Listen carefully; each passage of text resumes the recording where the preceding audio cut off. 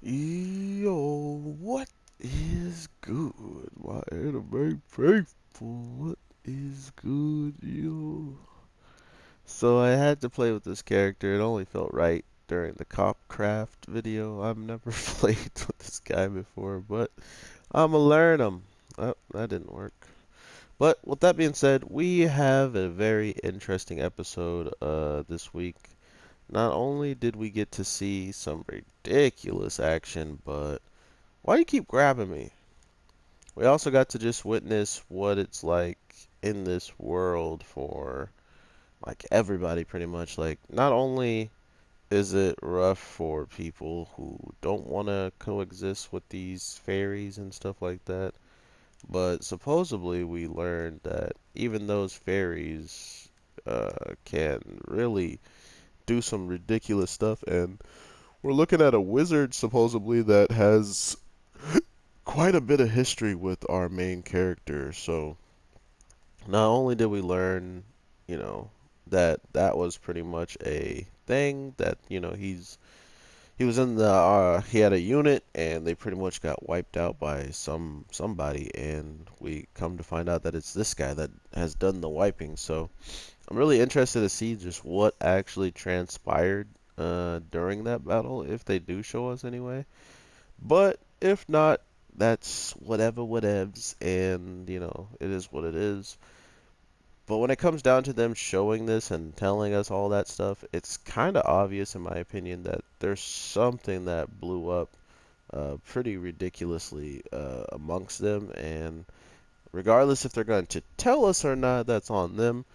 But to be fair, it feels relatively like ridiculous how much has actually transpired between them. So to get that information should be pretty interesting in the grand scheme. Oh my god, that was sick. But to be fair, how did that reach me? To be fair, it was pretty crazy to see how much was actually like taking place within, like before even they had the information about magic and stuff, they were dealing with some ridiculously powerful people, not even knowing that they are, seemingly much more stronger than they probably ever could imagine. So now knowing all this, it's relatively crazy where the show can go. We have a girl who not lost, but like left her sword behind. That's like her pride and joy. And what does she do while it's gone? She still practically hands everybody else without her main weapon of choice, even though she was picking up weapons that she was using like her sword. They just did not, bear any weight or any type of resemblance in the case of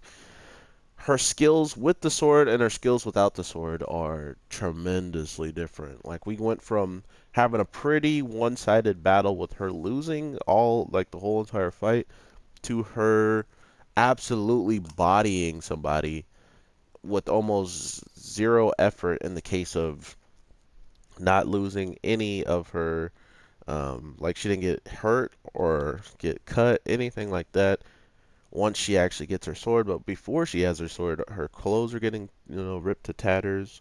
She's getting caught off guard. She's tripping around, all this stuff. I mean, to be fair, she's never like worn heels before, I believe. So that was pretty new to her. And not only that, she's fighting in them. I think she kicks them off after the club. After her first fight in the club, and she was using a sword that wasn't hers. I think that's about when she loses the heels and starts actually being able to walk a little bit better. Um, but yeah, other than that, once she gets her sword, though, she is untouchable. She literally just waltzes through this guy and like nothing happened. Like it went from a non-even fight to a he is getting destroyed fight. And after destroying him, we find out that the wizard guy, the old man who can control up to 100 people, was truly in the know about to run away, like to not stick around.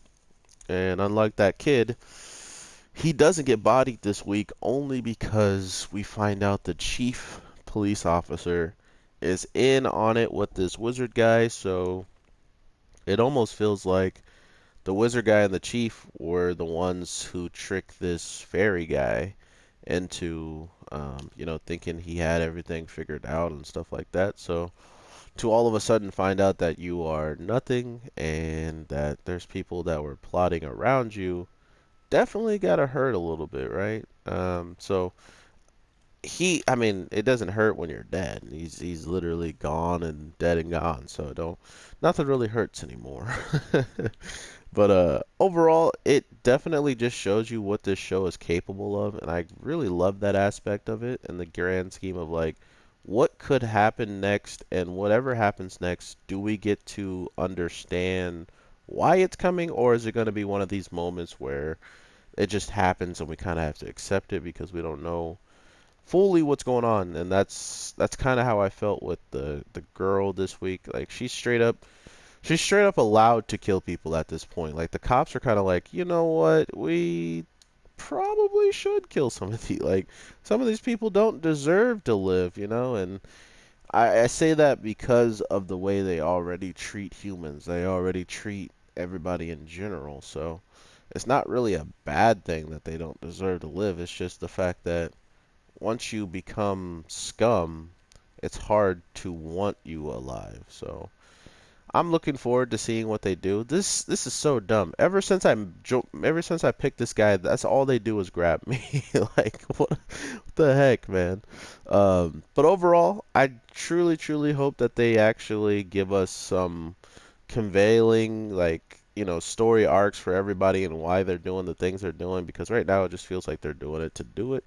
Like the chief police officer's like, oh, these fairies are gonna figure out they can run the world in like 3 years, and if they run the world, what am I gonna be able to run? It's like, is that why the chief police officer is acting like this, or is it just because we needed it to be convenient for the wizard to make his escape? You know, that kind of felt lackluster, just because it's like that's your reasoning for betraying someone that saw you as a father, and you try to kill him afterwards because you knew about the gun he had on him. You pretty much egged him on to use said gun, and then after using said gun, before he uses it, our girl like gets up from being shot by him, and that catches his eye for 2 seconds, which was enough time for our character to actually go for the gun and for this man to miss his target, supposedly, even though he should have probably just gone for the head. He doesn't wind up doing that, so he shoots our main guy in the shoulder, leaving him still capable of walking around and finishing off the red wizard, which he also tells the guy, like, I looked up to you as a father, chief. Like, you were the ultimate, and now here you are, breaking the law just to get what you want. So it's pretty sad to see that. Oh my God, Naruto, please. See, he just grabs me. It's so annoying. But yeah, I look forward to seeing what these guys can pull off with this show. It's been very interesting overall. I mean, I haven't really seen a show that not only keeps me like intrigued in the grand scheme with like characters that don't even seem like they're gonna do that much, to all of a sudden them having it's a great buddy cop anime. Not only is it like buddy cop, it's got this really dark vibe to it with how much they put into the humans and the pixies kind of having a grudge against each other a little bit in the grand scheme of the drugs, the smuggling, and all that stuff like that, that either both sides are doing with each other, or one side is doing more than the other to get an upper hand. And when it comes down to magic in this world, for some reason, there's some magic resonating off of our main character's gun. So that's also something we should probably get maybe a little bit more inkling of. And there's one last thing I want to say is the music and stuff is amazing, right? It's amazing. Tell me why, after they've shown us like this amazing music and stuff, and they're like, yeah, we got that good stuff. They then go to show us that they have a good sense of humor, not only a good sense of humor, but a good taste in music, where The next week's episode is called In the Air Tonight.